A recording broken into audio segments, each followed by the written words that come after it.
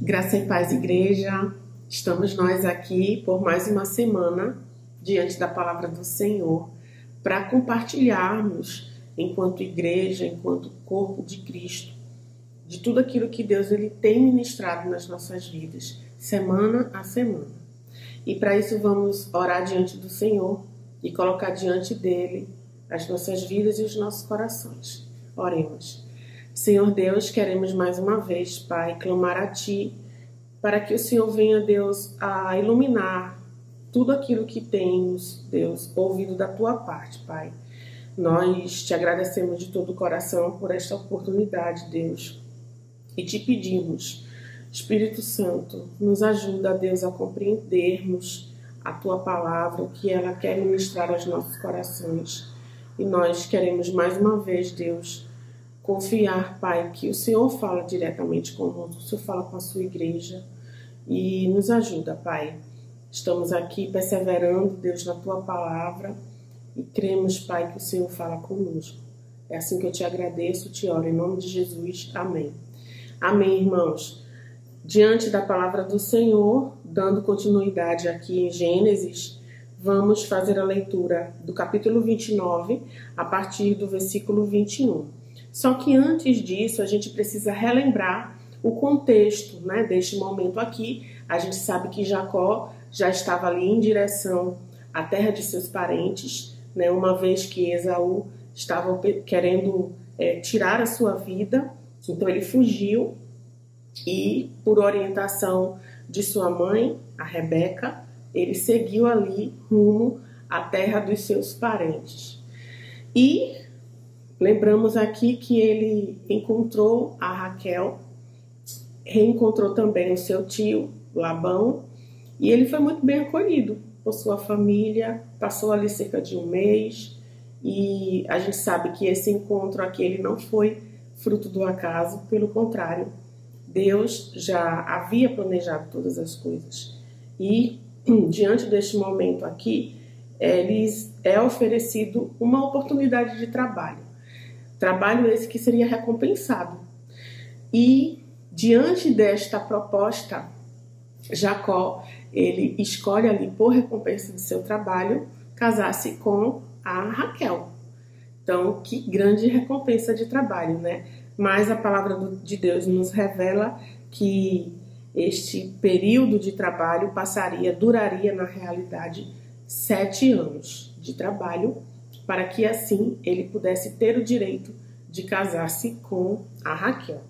E assim ele o fez. No versículo 20 diz assim: assim, por amor a Raquel, serviu Jacó 7 anos, e estes lhe pareceram como poucos dias, pelo muito amor que a amava. Sabemos que o seu tio Labão tinha 2 filhas, a Lia e a Raquel. Mas foi a Raquel ao qual Jacó amava, e por ela ele se dedicou esses 7 anos de trabalho.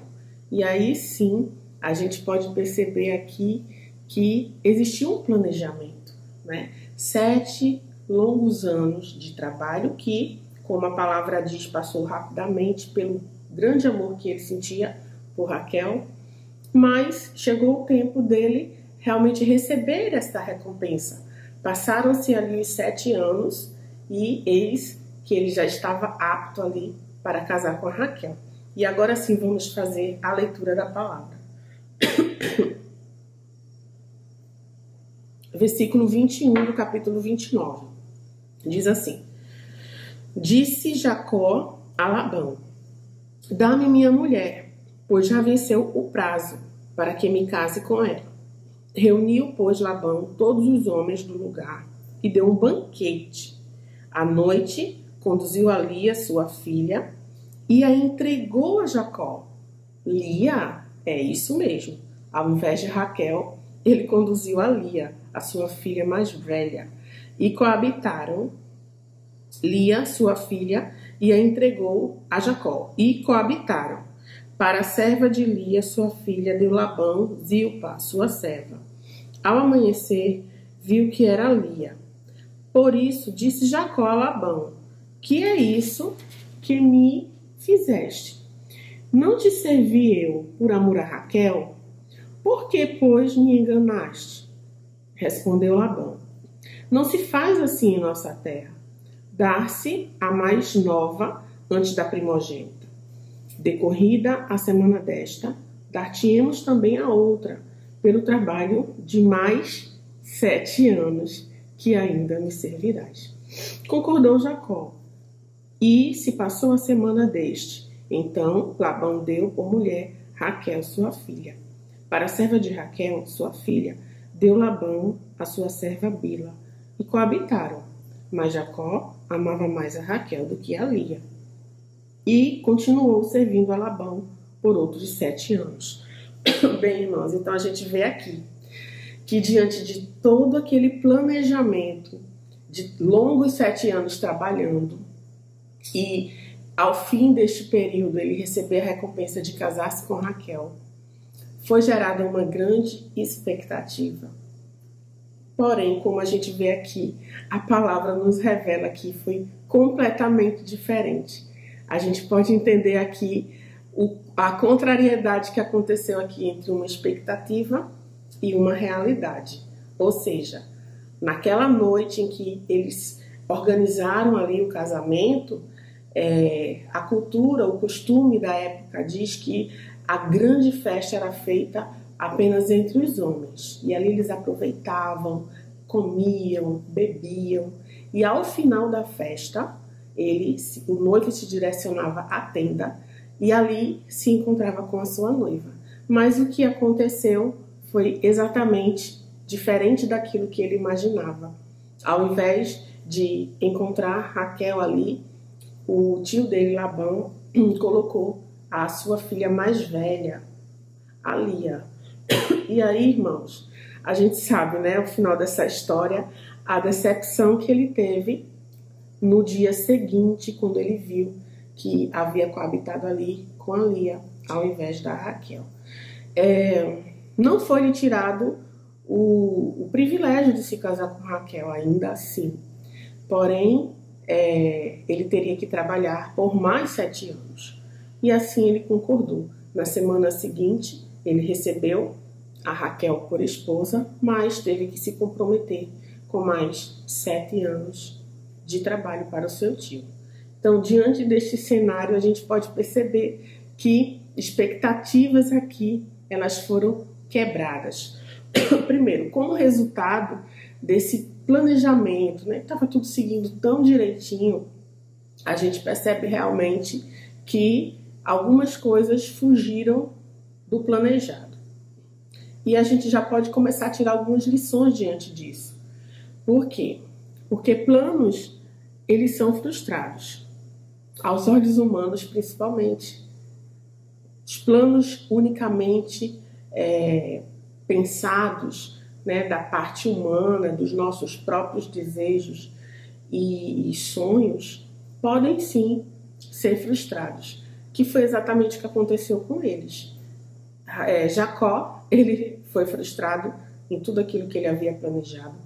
Raquel, imagina quanto que ela esperava por aquele momento. Também teve ali a sua expectativa frustrada. E eu não duvido tanto assim que talvez não tivesse acontecido com Lia, porém ela foi surpresa por uma oportunidade de casamento que talvez ela não esperasse. Mas ali ela se uniu ao seu pai para fazer o contrário do que se havia combinado, trazendo por justificativa o costume da época, que era casar primeiro a filha mais velha e depois a mais nova. Então a gente pode perceber, é uma realidade nas nossas vidas. Planos, eles podem sim se frustrar. Aquilo que a gente sonha, aquilo que a gente pensa, aquilo que a gente almeja, que a gente traça, às vezes a gente pensa que está realmente sob o nosso controle, mas nem sempre acontecerá aquilo que a gente planeja, que foi exatamente o que aconteceu na vida destes que estavam aqui envolvidos, principalmente na vida de Jacó e na vida de Raquel. A gente também pode entender aqui que aquele que enganou, no caso Jacó, que enganou ao seu pai, roubando e adquirindo ali da parte do seu irmão mais velho a primogenitura, o direito de primogenitura, vem de certa forma se repetir na vida dele agora do lado contrário. Aquele que enganou, neste momento, ele é enganado. O que o tio dele disse que faria não foi feito. Ele foi enganado. E a gente pode lembrar um pouco aqui acerca da lei da semeadura. Será que isso já fez parte das nossas vidas? Será que isso foi uma realidade neste momento na vida de Jacó? Ele unicamente colheu aquilo que ele havia plantado anteriormente. Então é algo realmente a se refletir diante de tudo isso que aconteceu. Mas nós podemos chegar numa conclusão nesse momento da história, ainda que a gente tenha o conhecimento do que aconteceu lá na frente. Eu queria que nós atentássemos unicamente para este momento aqui, onde Jacó ele planejou, onde ele foi frustrado nos seus planos, onde ele foi também enganado, assim como ele também enganou no passado. A gente pode tirar algumas conclusões bem pontuais. E a primeira delas é a seguinte: os planos humanos, por si só, eles podem ser frustrados. Não há, de forma alguma, garantia nenhuma que tudo aquilo que a gente planeja aconteça. Não há.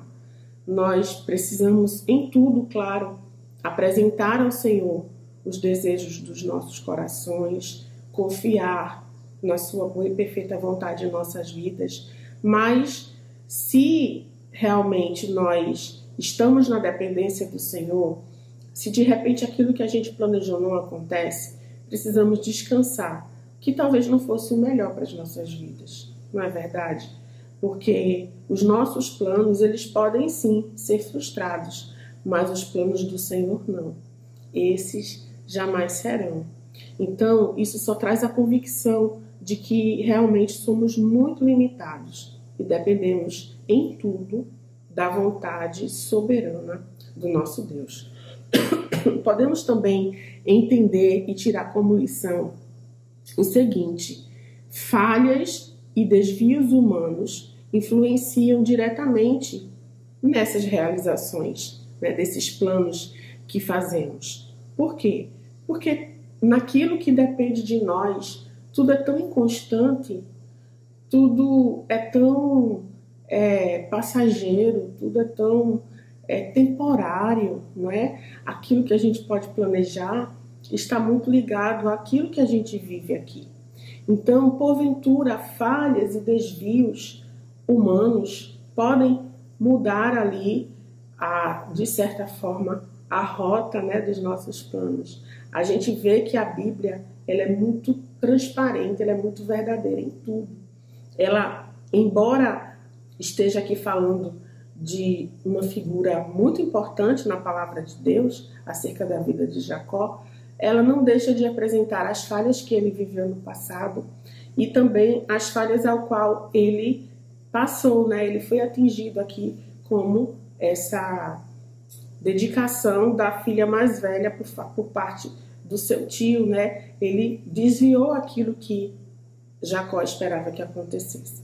Então, esses planos, eles são frustrados geralmente por falhas humanas, por falhas próprias, por limitações, por desvios, por erros. E foi isso que aconteceu na vida dele. E não é diferente em nossas vidas. Somos suscetíveis a isso também, porque na realidade a palavra do Senhor fala que o Senhor é quem sabe os pensamentos que tem a nosso respeito, pensamentos de paz e não de mal. Então ele realmente sabe e conhece todas as coisas. Por isso nós precisamos entender que sim, que falhas e desvios praticados por nós mesmos podem interferir de certa forma naquilo que a gente mesmo planeja. Mas no fim de tudo, embora a palavra de Deus revele as limitações aqui humanas, Deus, ele usa o homem para cumprir os seus próprios propósitos. E estes, sim, são perfeitos. Propósitos de salvação, propósitos eternos. E Deus usa esse material aqui, ó, esse material humano, falho, limitado, mas que ele faz com que tudo coopere para o nosso bem e para o cumprimento dos seus propósitos em nossas vidas. Então foi exatamente isso que aconteceu aqui. E agora, olhando para o futuro, sabemos como o Senhor ele fez com que tudo isso cooperasse para o bem, como o Senhor ele conduziu toda essa história apontando para o Cristo, para a salvação eterna, para o perdão dos nossos pecados. Então a gente precisa de fato entender que as nossas vidas pertencem ao Senhor. Podemos planejar? Sim, claro, mas sempre na dependência do cumprimento da sua vontade. Podemos nos frustrar? Podemos, quando estamos muito ligados àquilo que a gente realmente particularmente quer. Mas Deus, ele sempre realizará seus perfeitos planos em nós e através de nós, assim como ele fez com esta família aqui que acabava de se iniciar. Então, que nós possamos colocar nossa confiança no Senhor, entender que diante de todo o planejamento que nós possamos fazer em nossas vidas, nós coloquemos como centro de todos os planos a vontade do nosso Deus, porque não há nada melhor do que viver aquilo que Ele já tem preparado para nós. Que o Senhor nos ajude, que o Senhor nos conduza em todo o tempo e que a gente possa colocar realmente a nossa confiança nele. Vamos orar, vamos agradecer ao Senhor por sua palavra.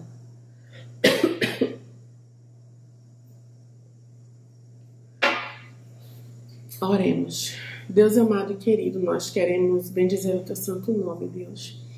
Te agradecer, Senhor, por tua presença em nossas vidas. Te agradecer, Senhor, pelos perfeitos planos que o Senhor tem, sim, Deus, realizado em nós e através de nós. Ó Pai amado, que diante de tudo aquilo que nós temos sonhado, planejado, que a nossa confiança esteja no Senhor, Deus, diante de todas as coisas, porque o Senhor sabe realmente o que é o melhor para nós. Nós te agradecemos, Senhor, porque as nossas vidas são alvo do teu amor, da tua misericórdia, do teu maravilhoso plano de redenção.